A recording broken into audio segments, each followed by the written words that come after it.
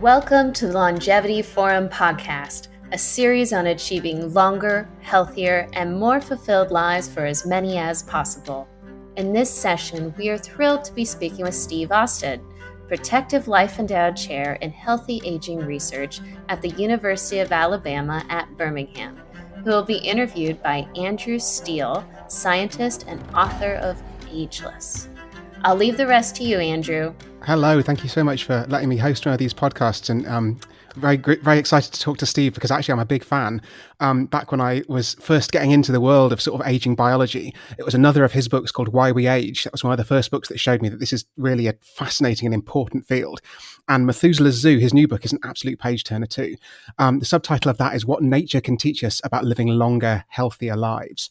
And there's just this incredible diversity of aging rates in nature. There are some animals that, just live a few minutes. And there are trees that can live for thousands of years. And I think actually that's genuinely probably the most inspiring argument that I've come across, that aging, and that includes human aging, isn't just some fixed, immutable process. So let's get stuck in. Professor Stephen Austad, welcome to the Longevity Forum podcast. Well, thank you. It's great to be here and great to hear that you read my earlier book. I love that. So I believe you first became interested in aging because of opossums. And I thought, I'm actually from a part of the world where opossums aren't native, and I had to do an image search to find out what they look like. So could you start out by telling us what opossums are and then tell us why they're a really fascinating example in the evolution of aging? Yeah, so opossums are American marsupials. And I think a lot of people are surprised to find out that the Americas have marsupials, or tend to be associated with Australia. But 1/3 of all marsupial species are actually in the Americas. And I got interested in aging when studying one of these, which was the common opossum in Venezuela in the 1980s. And my study had nothing to do with aging, but what it did make me do is I had these opossums radio collared, and once a month I would go out and I would recapture them, and I would look in their pouch and I would inspect them. And what I discovered was that they aged incredibly rapidly. They're about the size of a domestic house cat. So I expected that they would live maybe 10 or 15 years. And I didn't expect in a study of 3 years, which is what I was doing, that I would probably see any signs of aging. But in fact, they went from being healthy, young, vigorous adults to really decrepit, shrunken muscle, parasite infected, old animals in a question of months. As little as 6 months, I would see these dramatic changes. They would develop cataracts. I found opossums with cataracts. And that awakened my interest in exactly why they would age so quickly. I think a lot of us just have this intuitive feeling that the size of something, particularly a mammal that we're very familiar with, tells us something about how long it's likely to live and how long it's likely to stay healthy. And this violated every implicit assumption, every gut instinct that I had. And that's really what got me started in the field. My curiosity was sparked by that. And here we are some 40 years later, it's still sparked by that. And I think the thing that fascinated me the most about these opossums is you've got these very, very short-lived ones on the mainland. But when you started looking into it, if you look on at island populations, they often age in a surprisingly different way, even though obviously they're very closely related. Yes, and that was another surprise to me. So my original observations were in South America, but when I really wanted to do a formal study of aging, I was back in the States then, and there was an island off the coast of Georgia. Now, the reason that I chose to study an island population was that there was this evolutionary theory that suggested that animals that had been evolving for generations in a relatively safe environment should evolve slower aging than animals that had been evolving in a more dangerous environment. And the environment is really dangerous to opossums. About 80% of them actually die from predation. But on the island, there weren't any predators of opossums. And so I'd hoped that I would be able to detect that they were aging at a slower rate. And in fact, that's exactly what I found. And the importance of that to me, and the sort of the longer term lesson, was that this island had only been an island for about 5,000 years, which is about 5,000 opossum generations, which suggested to me that changes in fundamental biology of aging can occur in as little as 5,000 generations, which means that it our biology doesn't have to be tweaked that much to change the way in which we age fairly dramatically. I think that's a really, really important point. Now, actually, it's sort of surprising that we hadn't noticed this in some way. Because I think, so when I started writing my book, I sort of thought that there'd just be a nice, easy database of animal longevity that I could just look up. I think I was quite naive about this. Perhaps it was coming from a physics background where obviously you can measure everything really cleanly. But I think one thing that your book really beautifully paints is just the sort of the sheer complexity and mess, frankly, of trying to come up with these estimates of how old animals are in the wild. So can you just sort of paint a picture of how challenging these experiments are and why it is that something that sounds quite obvious about these sort of different length of lifespans of animals has taken us so long to really get a full picture of? Yeah, it's surprisingly difficult, and in fact, one of the issues is, well, how exactly should we even measure animal aging? The way it's typically done for people who are interested in comparing lots of species is to take the oldest animal that's ever been reported within a species and use that to kind of characterize the species longevity.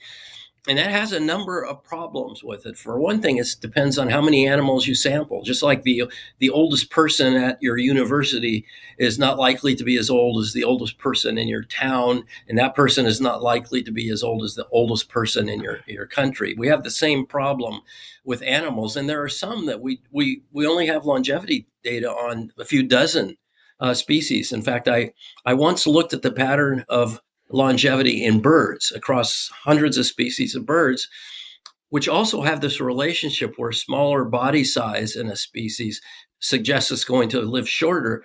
And it turned out the effect on the sample within a species had as big an effect as body size did. So that's one issue is it depends on how intensively species have been studied. The other thing is if we use that metric, there's a lot of motivation for people to exaggerate the age of animals. If it's a zoo animal and it's the oldest one of its kind, then they can market that. And some animals, they actually have birthday parties every year for the animal, and they get a lot of attention. And benefactors swarm to there. So it turns out it's very complicated. And even with humans, we have multiple reports, and these never seem to go away. The mythical reports of people living 130, 140, 150 years in some remote population where only a few people have ever been. And the interesting thing is when you find those and they eventually get debunked, it should have been easy to debunk them because almost always the oldest person is a male. And we know that men don't live as long as women, so it makes no sense on the face of it. So it's a very complicated business. And I think there's a lot of poor data. There's a lot of low quality data that's entered the field and been accepted by people who are not as familiar with the details of either field work or with captive zoo populations as I fortunately happen to be. Yeah, I really like this sort of quip in biogerontology that often the places with the highest life expectancies in the world are also the places that have the worst records of births and deaths, because there's just this incredible human element to all of these things as well. So I was Right. thinking, these sort of ecologists and field biologists, you're all out there measuring animal ages, and let's say you've got your database. You've got hundreds and hundreds of animals that we know the sort of lifespans of now, and you distill all of this complexity down into one number that you call the LQ, the longevity quotient. So I was hoping you could tell us a bit about that. Yeah. So what I really thought is that there's this very strong relationship between the size of an animal and how long it's likely to live. And that's not just true of mammals. It's true in birds. It's true in amphibians. It's even true in mollusks like clams and oysters. Um, and there's a lot of reasons to think that makes a lot of sense because smaller animals, particularly birds and mammals, live at a faster pace. Their hearts beat faster, their muscles contract faster, their genes are turned on and off faster, lots and lots of things. And I thought, well, it makes sense that they would live faster and die sooner, but we have to have a way to sort of compare animals of a specific size. In other words, how would we say or not whether a sparrow aged more successfully than a mammal? So came up with this idea of the longevity quotient. And all that is very simple. That if you take the relationship between body size and longevity, and you sort of look at the average, you do a regression, as we say, and then you look at divergence from the average. So does this animal live twice as long as would be expected for an average mammal of that size, or does it live half as long. And the LQ is simply a number. So an LQ of 1 means it's an average mammal. It lives exactly as long as you expect. An L2 of 2 means it lives twice as long as you'd expect. An LQ of zero point 0.7 or zero point 0.5 means they live 70% or 50% as long as expected. And when you do this, what you come away with was that humans are by no means at the top of the mammalian pyramid in terms of longevity. There are lots of species that are more successful at aging, measured this way, than people are. And it's those species that I think we're ultimately going to learn the lessons that are going to help us stay healthy longer ourselves. Yeah, and I guess the sort of the million, billion, trillion dollar question there is these animals that do have a higher LQ, higher longevity quotient, why do they have that? And I think the example I found particularly fascinating in the book is these blind cave dwelling salamanders. So, these things, I think that you say they're less than the size of the span of your hand and they live for over 100 years. So why is it that they are sort of better at aging than we are in some sense? Well, that is a very good question, and it's a very unique situation. And you remember when I was talking about my opossums, that I was looking for a place with a really safe opossum environment. Well, here you have these salamanders that live in caves. They're the top predator in these caves, and it's a cold, very constant environment. So not only are you safe from predators because there are none in the cave for these particular salamanders, but the environment is very, very constant. And then, of course, they're ectotherms, they're cold blooded, and their body's metabolism will seek the rate that is appropriate for that temperature. So you put all these things together, they live slow metabolism, very constant environment, very safe environment for them. And you would predict that they would live a very long time, but also live very slowly, which they do. So I guess the question then for human beings, we're obviously hoping that some of the science in biogerontology is going to translate into human treatments at some point. In a way, we're not just all going to have to go and live in an extremely dark cave where we're in a very safe environment and wait generations and generations to evolve some sort of super blind, exceptionally long-lived humans. So how do we turn something like this incredibly strange sounding animal into something that we can actually use for a drug or a treatment in the clinic? Well, I think there are animals that are long-lived relative to humans in the sense that they have a high longevity quotient that we're likely to learn a tremendous amount that's relevant to humans, and animals that are very interesting in their own right, but are going to teach us probably less that's relevant to humans. And I think this long-lived salamander is one of those that's less likely to teach us something just because the way they do it is by slowing down everything. And I don't think this is the way that anybody, any human really wants to stay healthy longer, is by, you know, only being able to walk a mile a day or wait till they're 40 years old to have their first children. That's not it.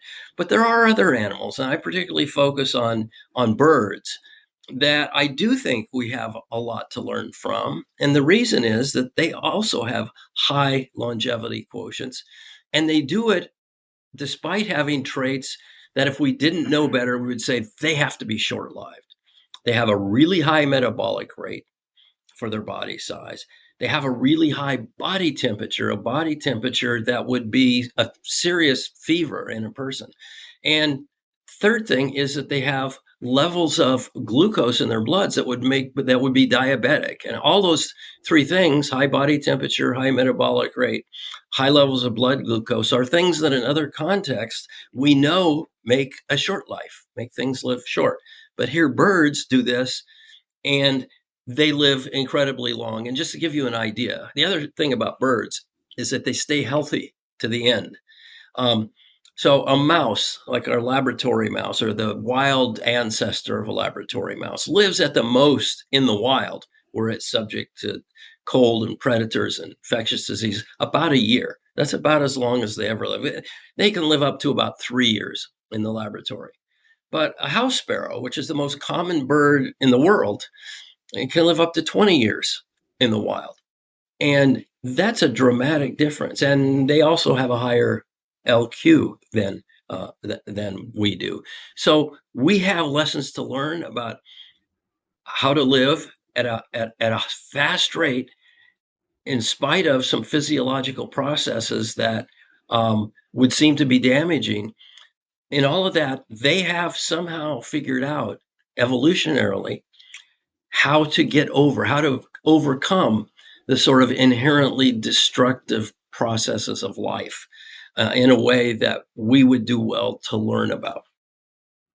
And I think, you're obviously quite bullish about this. So in 2000, you told Scientific American that you think the first 150-year-old person is probably alive right now. And obviously that was 22 years ago as we speak. And this ended up culminating with you making a bet with Jay Olshansky. And so I wondered if you could just tell that story, and also, how do you think that bet's going 20 years on?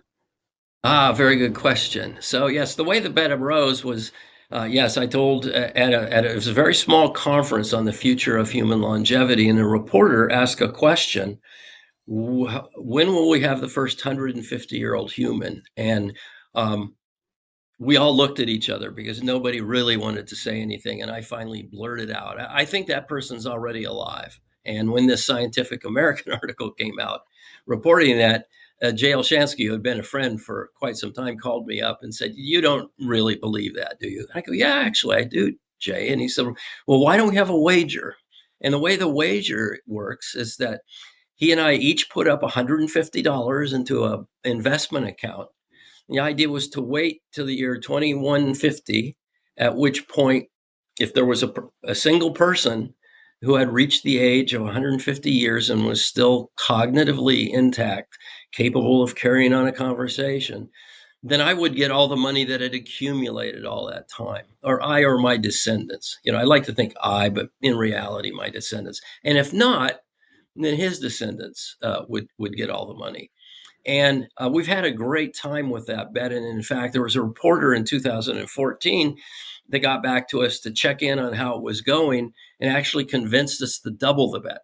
So we each put in another $150. And we calculated that the historic rate of growth of the stock market, that initial $300 bet would have grown to about $500 million. And since we doubled it, the idea was that it would be worth around $1 billion in the year 2150. So how do I feel 21 years, 22 years after the bet? It's pretty interesting. When we made the bet, the oldest person who had ever lived at that point lived 122 and a half years. And so we needed to have a person that lived roughly 20% longer than that. And in those 22 years, nobody's approached that age again. So Jay is feeling very, very confident. But I'm still feeling confident because one thing that's happened in the last 5 years or so is we have discovered many new ways that, at least in our experimental animals, slow aging. And I think at least some of those ultimately will be applicable to humans. And the other thing, and this is what made me really feel good that we've discovered, is that originally we thought that any really effective anti-aging advance would have to be started when people were young. But we now know from mouse work that you can start some of these things at the ages, the mouse equivalent of 60 or 70 years, and still get a very big benefit in terms of extending health and extending longevity. So I think I have plenty of time for us to keep developing these things such that I still will win the wager. Yeah, I think I might be on your side, because you imagine someone who was born in the year 2000, which is obviously like the last possible minute for your bet to succeed, right? They're going to have potentially a 100-year lifespan, even with nothing in particular happening. And that's another, 80 more years of medical progress. So it's really quite exciting what anti-aging treatments could be available by the end of this century. Absolutely, and you're right about that. And it turned out I think 150 just by accident because this was picked out of the air by a reporter. But I think that's exactly the right age. The reason being, we're going to be living longer and longer because we're going to get better at diagnosing diseases earlier and develop treatments that are better. But I don't think we're ever likely to reach 150 unless we find a way to really intervene in the aging process. And I think we can be pretty confident now that we will ultimately be able to do this. And so, and Jay actually agrees. He thinks that that's possible. We just disagree on how quickly these things might be available for people. So I like to end with the question that I love asking scientists who've got a sort of broad overview of their field. And imagine we've been talking about $1 billion. Instead of waiting until 2150, if I could give you your $1 billion now, but the condition was you had to spend it on whatever sort of parts of aging research you find most exciting to try and propel those treatments forward and win that bet, what would you spend it on? And how can we learn the lessons from some of the animals you talk about in your book? The advance that I'm most interested in now is this advance with transfusing blood. And the reason that strikes me is that's something. So the idea is that if you replace old blood with young blood, or what it looks like now is if you just dilute out old blood, that can have pretty dramatic rejuvenating properties. And the reason that I am particularly intrigued by this is that it's not affecting anything very deeply about our biology. My thought is if you're going to affect something as deep in our biology as aging rate, there are going to be unanticipated side effects. And those may be side effects that are trivial and not a problem, but we don't know that. But simply undergoing blood transfusions of some sort, we do this all the time. What we're going to need to do is we're going to need to figure out what is it in old blood that we need to get rid of, or is there something in new blood that we want to add? And I think that is going to really lead us. And that's something that could be available once we figure it out. Right off the bat, there are already human trials going on with both young blood and diluting old blood. Well, Professor Stephen Austad, it's been an absolutely fascinating conversation. I very much hope we can reconvene in 2150 to discuss what you're going to spend the winnings of your bet on. Thank you very much. Well, thank you. It's been wonderful talking to you, Andrew. We are very grateful to our sponsor, Rejuvenescence, which has made this podcast possible as part of Longevity Week 2022. For more podcasts, visit our website, thelongevityforum.com, or follow us on Twitter, longevity_forum.